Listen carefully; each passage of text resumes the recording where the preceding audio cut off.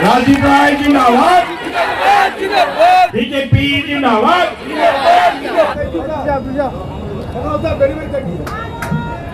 समाज जिंदाबाद, समाज जिंदाबाद, नरेंद्र मोदी जिंदाबाद, नरेंद्र मोदी। শিক্ষানুষ্ঠান নাছিল আৰু গুৱাহাটীৰ পৰা ট্ৰেইনেৰে শিলচৰলৈ অহাৰ সুবিধা নাছিল। শিলচৰৰ পৰা দিল্লীলৈ যাত্ৰা কৰাটো অসম্ভৱ আছিল আৰু শিলচৰ এয়াৰপৰ্টৰ অৱস্থা জৰাজীৰ্ণ আছিল। কেতিয়াবা এখন ফ্লাইট আহে, কেতিয়াবা ফ্লাইট নাহে। আৰু বৰাক নদীখনক কংগ্ৰেছ চৰকাৰে কোনোদিনেই গুৰুত্ব দিয়া নাছিল।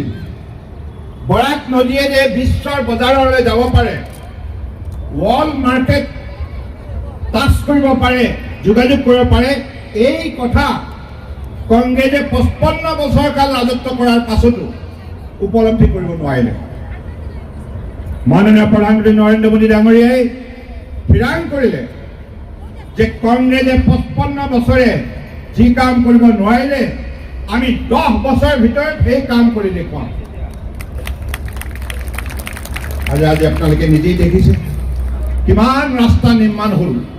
বৰাকৰ প্ৰতিখন গাঁৱত, প্ৰতিখন পঞ্চায়তত পকী ৰাস্তা হ'ল, প্ৰতিখন চাহ বাগিচাত পকী ৰাস্তা হ'ল আৰু চাহ শ্ৰমিকৰ হাতে হাতে বেংক একাউণ্ট হ'ল।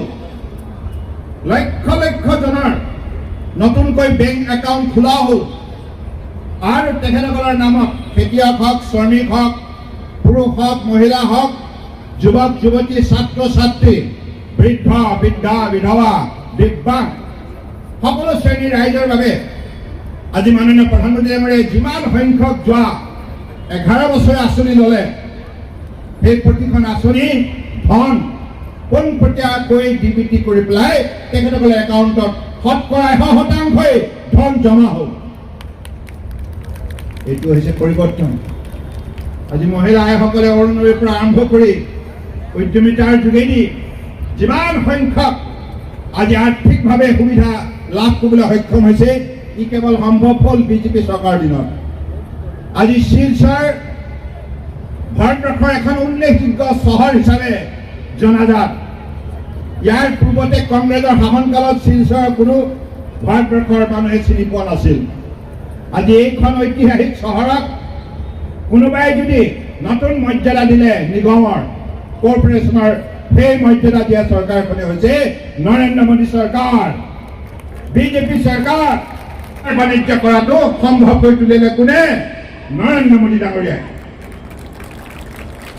গতিকে সেইকাৰণে এই কথা প্ৰমাণিত, যেতিয়ালৈকে বিজেপি থাকিব তেতিয়ালৈকে ভাৰতবৰ্ষৰ কন্যাকুমাৰীৰ পৰা লাডাখ, কাৰ্গিললৈকে আৰু অৰুণাচল প্ৰদেশৰ পৰা গুজৰাটলৈকে প্ৰতিখন ৰাজ্যৰ জনতাই সঠিকভাৱে মৰ্যাদা পাব, উন্নয়নৰ দিশত আগুৱাই যাবলৈ সক্ষম হ'ব। মাননীয় প্ৰধানমন্ত্ৰী ডাঙৰীয়াই 2014 চনত প্ৰধানমন্ত্ৰী হৈ ক'লে, সবকা সাথ সবকা বিকাশ। মাননীয় প্ৰধানমন্ত্ৰী ডাঙৰীয়াই সবকা সাথ সবকা বিকাশ সাৰ্বজনীন নীতিৰে গোটেই ভাৰতবৰ্ষৰ 140 কোটি জনগণক ঐক্যবদ্ধ কৰিলে আৰু ঐক্যবদ্ধ কৰি আজি শক্তিশালী কৰাৰ ক্ষেত্ৰত সঠিক পদক্ষেপ লোৱাৰ বাবে তেখেতৰ কাৰ্যকালত 25 কোটি দুখীয়া মানুহ, দৰিদ্ৰ সীমাৰেখাৰ তলৰ পৰা আজি আৰ্থিকভাৱে সবল হোৱাৰ এটা পৰিৱেশ আৱিষ্কাৰ কৰিবলৈ সক্ষম হ'ল। গতিকে এইখিনি হৈছে আমূল পৰিৱৰ্তন। গতিকে পৰম শ্ৰদ্ধাৰ শিলচৰবাসী ৰাইজ, বৰাক উপত্যকা, ব্ৰহ্মপুত্ৰ উপত্যকা, পাহাৰ ভৈয়াম সমান্তৰালভাৱে শক্তিশালীভাৱে আগুৱাই যাব আৰু যোৱা 10 বছৰে বিজেপি চৰকাৰে সমান্তৰালভাৱে প্ৰতিটো অঞ্চলক আগুৱাই নিয়াৰ কাম কৰাৰ বাবে আজি আপোনালোকে এই পৰিৱৰ্তন দেখিবলৈ সক্ষম হৈছে। গতিকে সেইবাবে মই পৰম শ্ৰদ্ধা ৰাইজৰ ওচৰত কাতৰ অনুৰোধ জনাইছোঁ, আগন্তুক দিনত বৰাক উপত্যকাত দক্ষিণ পূব এছিয়াৰ শক্তিশালী এটা কেন্দ্ৰ হিচাপে গঢ়ি তোলাৰ মাননীয় প্ৰধানমন্ত্ৰী ডাঙৰীয়াই সংকল্প গ্ৰহণ কৰিছে।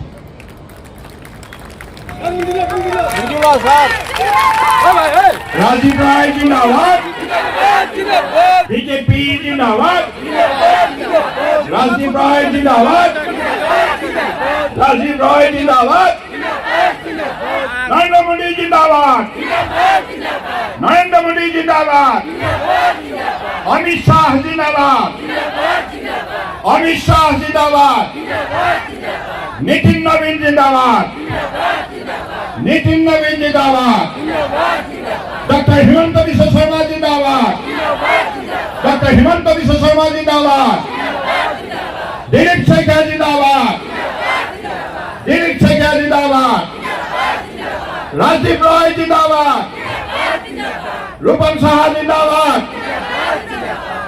আপনারা সকলে